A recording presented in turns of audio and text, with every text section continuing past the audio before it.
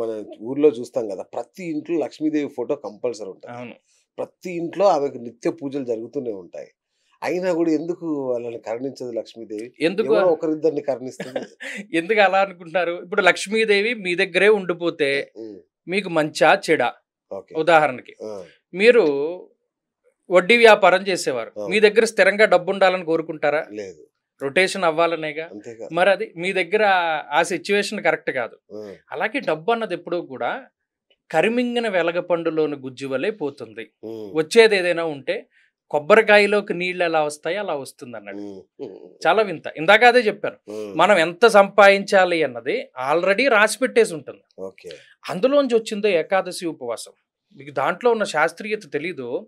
ఒక మనిషి ఎంత అన్నం తినాలి, ఎన్ని మెతుకులు తినాలి, తినే బియ్యపు గింజ మీద వాడి పేరు ఉంటుంది కదా.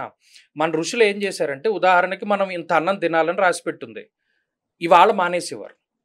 ఇవాళ మానేస్తే ఏమైంది? సంవత్సరంలో మనం లీవ్స్ తీసుకోవడం మానేస్తే క్యారీ ఫార్వర్డ్ అవుతాయి. అవును. మరి తినవలసిన బియ్యపు గింజ మానేసినప్పుడు అది మిగిలిపోతుందిగా. ఆ, అది తినేంత వరకు మనం బతకాలిగా. ఆ, అందుకు ఏకాదశి ఉపవాసం పెట్టారు. బా బా బా బా. సూపర్. ప్రతి దాంట్లోనూ శాస్త్రీయత ఉంటుంది. ఉమ్, ఎక్కడ ఋషి చెప్పింది ఏది కూడా పొల్లుపోదు. ఒక ఋషి ఒక మాట చెప్పాడు అంటే అసలు మనం దాన్ని కళ్ళు మూసుకుని దాంట్లో వెళ్ళిపోవాలి. అది జ్యోతిష్యమైనా, లేకపోతే ఇంకోటైనా, శుశ్రూషుడైనా, ఎవరు చెప్పినా అంతే. రైట్ గురూజీ, లలాట లిఖితం అంటారు. ఆ, తలరాత రాశాడు దేవుడికి, మనం ఏం చేస్తాం అంటాం కదా. నిజంగా అలాంటిది ఉంటుందా లలాట లిఖితం అనేది? ఖచ్చితంగా ఉంటుంది. ఆ, ఖచ్చితంగా ఉంటుంది. అది ఉంది కాబట్టే కదా ఓకే. ఎంత సిస్టమేటిక్గా భగవంతుడు రాసి పంపుతున్నాడు. పలానా బిఎస్ గారు పుట్టారు, అవును. ఆయన మీడియా రంగంలోకి వెళ్ళాలి. ఫణి భాస్కర్ పుట్టాడు, వాడు జ్యోతిష్యం నేర్చుకుంటాడు. ఇంకొకళ్ళు పుట్టారు, వాళ్ళు ఇలా. మరి ఎందుకు వాళ్ళ మనసు అటువైపే వెళుతుంది? ఓకే. బుద్ధి కర్మానుసారిణి. ఓకే. బుద్ధి దేని వల్ల ఏర్పడుతుంది అంటే, కర్మల వల్ల. మనం గత జన్మల్లో ఏవైతే చేసాం. చాలా చక్కటి ఉదాహరణ ఉంటుంది. ఓ తోటకూర పండించుకునే రైతు ఉంటాడు. వాడు 1 ఎకరం పొలంలో పండిస్తాడు. వాడు ఒక్కడే ఉంటాడు. వాడు అమ్ముకోగా సరిపోతుంది వాడికి డబ్బు. మిగతా తోటకూర అంతా పట్టుకొచ్చి ఇంటి ఎదురుగుండా పోసేసేవాడు, ఒక పెద్ద డ్రమ్ములోనో ఇందులోనో. అందరూ తీసుకెళ్ళేవాళ్ళు. డబ్బు ఉన్నవాడు, డబ్బు లేనివాడు అందరూ కూడా ఆ తోటకూర ఫ్రీగా పట్టుకెళ్ళేవాడు. ఉమ్, వాడికి తర్వాత జన్మ మహారాజుగా పుట్టాడు. ఆ, పుట్టినప్పుడు పూర్వజన్మ స్మృతి కలుగుతుంది. కలిగి అందరినీ ఒక ప్రశ్న అడుగుతాను, అంతకి ఇంత అయితే ఇంతకి ఎంత అని. ఇప్పుడు ఈ విషయం చెప్పాను కాబట్టి మీకు ఏదైనా కొంత అర్థం అవుతుంది. ఎవరికీ అర్థమయ్యేది కాదు. అంతే కదా. తలకాయలు బద్దలు కొట్టేసుకునేవారు, రాజుగారికి పిచ్చెక్కిందని అనుకునేవారు. దత్తుడి యొక్క భక్తుడు శివశర్మ అనేటువంటి ఆయన దత్తాత్రేయుని నమ్ముకున్నవాడు. అంతకి ఇంత అయితే ఇంతకి ఇంతే అంటాడు.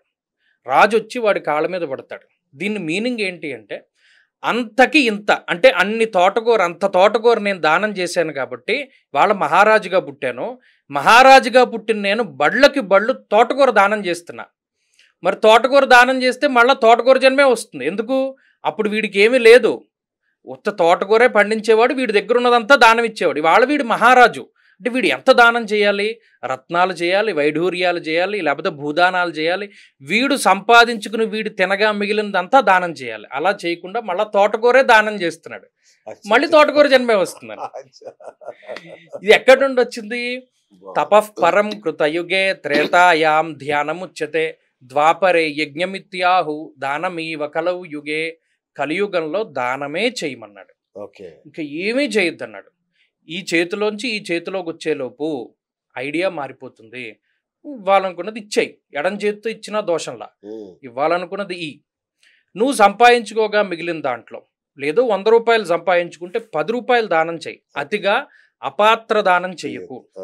అలా చేసిన వాడు సంతోషపడతాడు. గురుగారు, ఇప్పుడు ఇది జాతకాల మీద ఎట్లయితే కొంతమందికి అపనమ్మకం ఉందో, ఈ ముహూర్త బలం మీద కూడా నాకు కొన్ని సందేహాలు లేదు.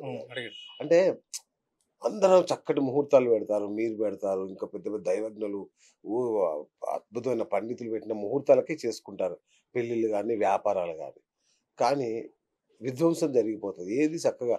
అంటే దాదాపు ఇప్పుడు 90% వివాహాలు ఫెయిల్ అవుతున్నాయి, 90% వ్యాపారాలు ఫెయిల్ అవుతున్నాయి. ఎక్కడ లోపం జరుగుతుంది? వ్యాపారాల గురించి పక్కన పెడదాం, వివాహం గురించి అడిగారు చాలా. రైట్. నిజానికి నా దగ్గరికే వస్తారు, పొంతన చూడమంటారు. అవును. పొంతనలో చూసుకోవలసింది చూసుకోరు.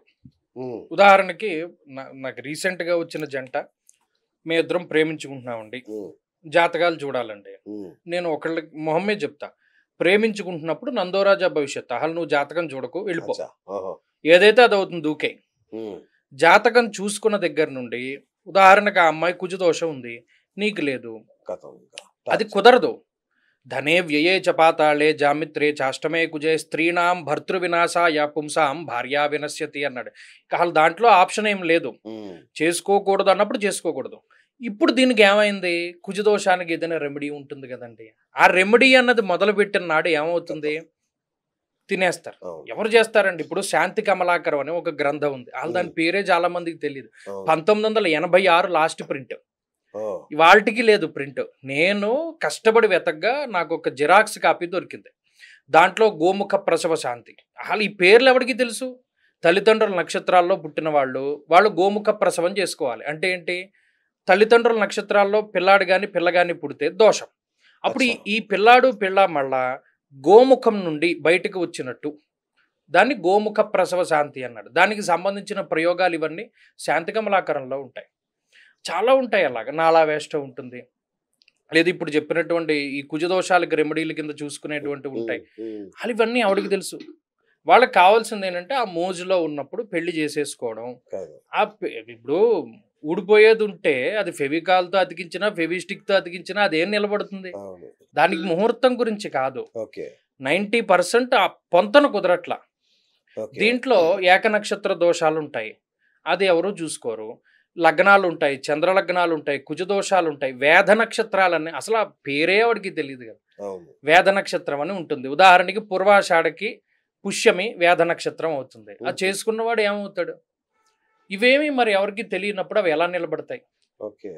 ఎంతసేపు పాయింట్లు ఒకటే చూసుకుంటే, జంతువులు ఒకటే చూసుకుంటే అది కలవదు కదా. జాతకం కూడా చూసుకోవాలి. ఆ జాతకాలు కుదరకపోవడం ఒక పాయింట్ అయితే, కొన్నిసార్లు నేను చాలా అబ్జర్వ్ చేశాను, ముహూర్తం బాగా లేకపోయినా, జాతకాలు కుదరకపోయినా, వాళ్ళకి ఎన్ని సమస్యలున్నా చేసేవాడి హస్తవాసి బాగుండి పెళ్లిళ్ళు నిలబడ్డ వాళ్ళు చాలా మందిని చూశాను, నేను చూశాను. ఉదాహరణకి మనకి పంచపర్వాలు అని ఉంటాయి. అంటే రవి సంక్రమించినటువంటి రోజు ఒకటి, పౌర్ణమి ఒకటి, చవితి ఒకటి, ఇలా కొన్ని రోజులు ఉంటాయి. వాటిలో శుభకార్యాలు చేయకూడదు, చేస్తే నిలబడవు.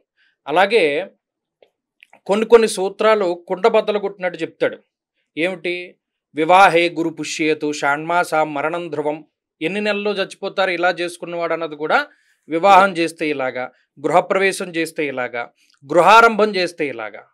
మీరు వివాహం ఒకటే అంటున్నారు, ఎన్ని శంకుస్థాపనలు, ఎన్ని గృహప్రవేశాలు చాలా దారుణమైన తిథుల్లో పెట్టుకుంటున్నారు.